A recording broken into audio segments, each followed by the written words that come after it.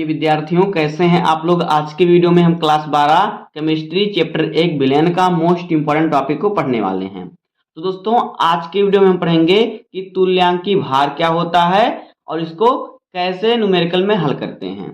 तो आज के वीडियो आपके लिए मोस्ट इंपॉर्टेंट है। अगर आप वीडियो पढ़े तो वीडियो को लाइक कर दीजिए, चैनल पर नए सब्सक्राइब कर दीजिए, बेल आइकन को प्रेस कर दीजिए, क्योंकि बोर्ड एग्जाम के हर सब्जेक्ट का हर इंपॉर्टेंट टॉपिक का वीडियो आपको इस चैनल पर मिलता रहेगा। तो वीडियो को स्टार्ट करते हैं। देखिए, आज के वीडियो में जानेंगे तुल्यांकी भार क्या होता है, इसके सूत्र क्या होते हैं, इसको कैसे इसके सूत्र का उपयोग किया जाता है। तो आइए वीडियो को स्टार्ट करते हैं। देखिए, तुल्यांकी भार जो होता है आपके बोर्ड एग्जाम के लिए बहुत ही इंपॉर्टेंट है। तो देखिए, एक बार समझ लेते हैं तुल्यांकी भार क्या होता है। जो तुल्यांकी भार होता है, ये देखिए अम्ल के लिए अलग होता है, क्षार के लिए अलग होता है, लवण के लिए अलग होता है।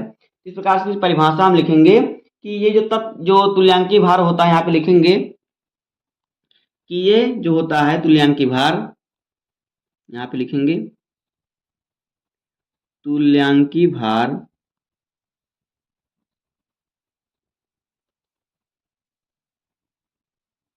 क्या होता है, तत्व के लिए अलग, तत्व के लिए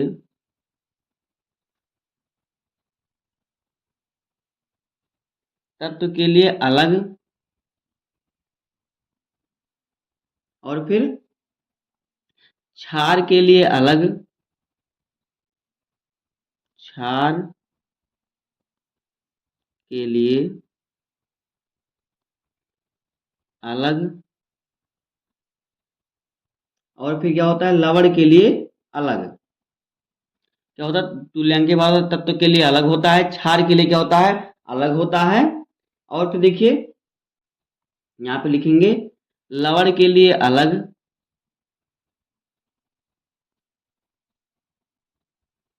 के लिए अलग और फिर अम्ल के लिए, अम्ल के लिए अलग।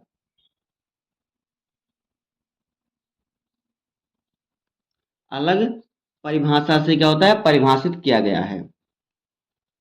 अम्ल के लिए अलग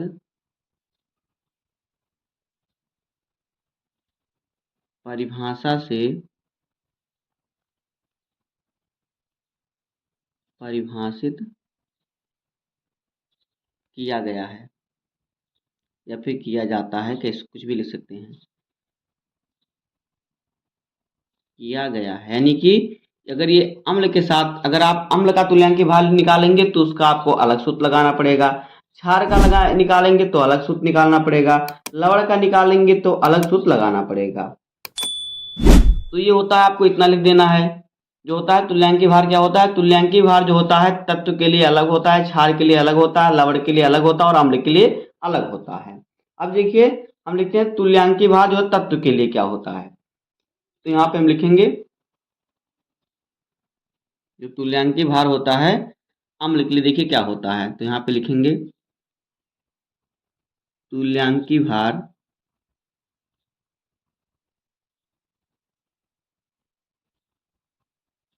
इसके लिए, अम्ल के लिए, अम्ल के लिए।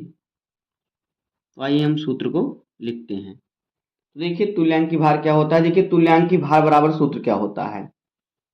तुल्यांकी भार को हम प्रदर्शित करते हैं कि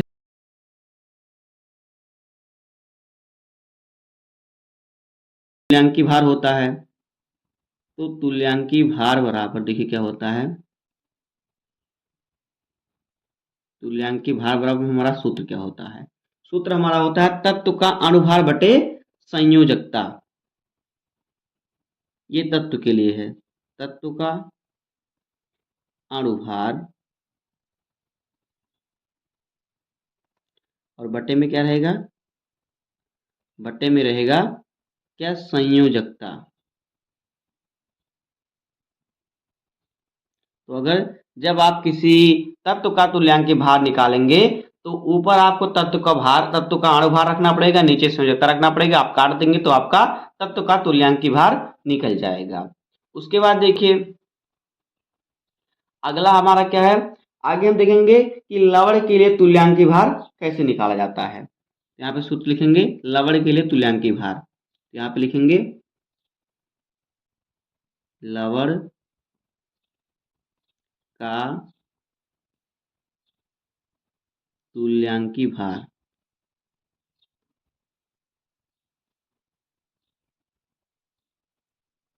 तो देखिए लवण का तुल्यांकी भार आप कैसे निकालेंगे, तो इसमें आपको लवण का अणुभार और बटे में क्या होता है, आयनों की संख्या होता है। लवण का अणुभार और बटे में क्या होता है, बटे में होता है आयनों की संख्या।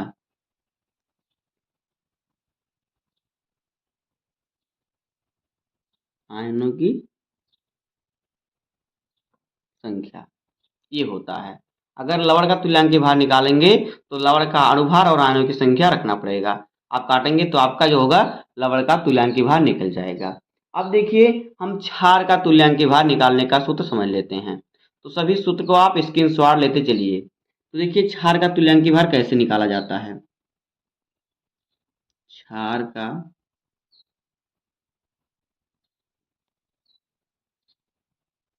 तुल्यांकी भार, देखिए इसको आप अपनी कॉपी में नोट भी बना सकते हैं, क्योंकि इससे बेहतर नोट आपको कहीं नहीं मिलेगा पूरे यूट्यूब पर। तो देखिए क्षार का अगर तुल्यांकी भार निकालना होगा तो कौन से सूत्र का उपयोग करना पड़ेगा। तो देखिए क्षार का अणुभार और बटे में क्षार की जो अम्लीयता होती है उसको रखना पड़ेगा। तो यहाँ पे लिखेंगे क्षार का अणुभार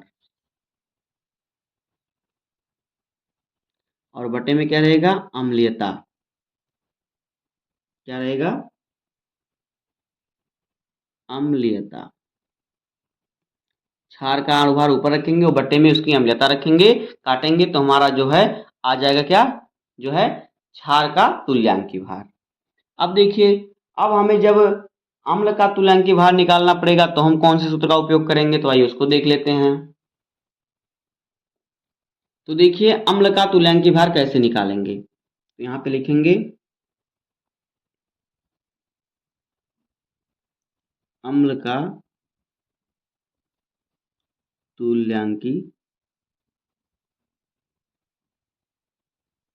भार।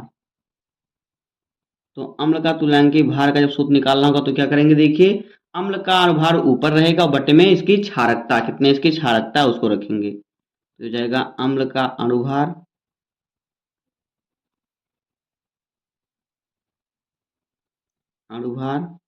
और बटे में जो है क्षारकता इसकी हो जाएगी।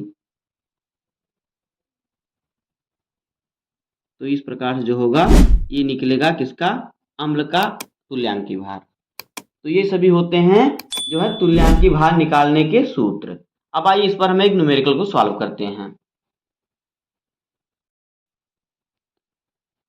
तो देखिए हमारा क्वेश्चन दिया है ZnSO4 का तुल्यांकी भार ज्ञात कीजिए, यानी कि जिंक सल्फेट का तुल्यांकी भार ज्ञात करना है। तो जिंक सल्फेट क्या है, जिंक सल्फेट जो है एक तत्व है, तो हम यहाँ पे तत्व का तुल्यांकी भार निकालने का सूत्र लगाएंगे तो हमारा जो है इसका तुल्यांकी भार निकल जाएगा। तो देखिए पहले इसको हम सॉल्व करते हैं। देखिए इसका हमें क्या है, अणुभार ज्ञात करना पड़ेगा। पहले जो सूत्र हमारा होता है, देखिए तत्व का तुल्यांकी भार निकालने के लिए यहाँ पहले हम सूत्र लिख लेते हैं।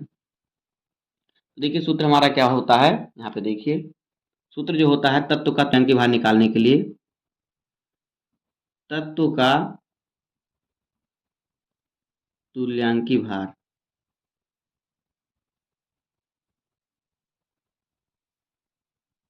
तो तत्व का तुल्यांकी भार निकालने का सूत्र क्या होता है, तत्व का अणुभार, तत्व का अणुभार और बटे में क्या है, संयोजकता, तत्व की संयोजकता।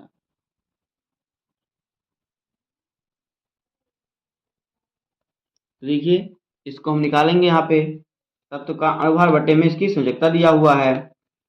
ये हमारा क्या है, सूत्र है किसका, तत्व का अणुभार निकालने के लिए। तो देखिए यहाँ पे हम रखेंगे, देखिए यहाँ पे जो हमारा Zn दिया है, जिंक दिया है, तो जिंक का अणुभार कितना होता है, देखिए यहाँ पे हम लिखेंगे। तो जो Zn है, जिंक का जो अणुभार होता है कितना होता है, जिंक का अनुभार होता है 65। कितना होता है? 65 होता है। और फिर देखिए जो यहाँ पे हमें दिया है एस यानी सल्फर का क्या होता है? इसका जो होता है 32 होता है अणुभार। और ओ ऑक्सीजन का कितना होता है? 16 होता है अणुभार। तो इतने को हम जोड़ लेंगे। इतने क्या करेंगे? इतने को हम जोड़ लेंगे और उसके बाद क्या करेंगे? इसकी संयोजकता निकाल देंगे तो हमारा जो है आ जाएगा इसका तुल्यांकी भार।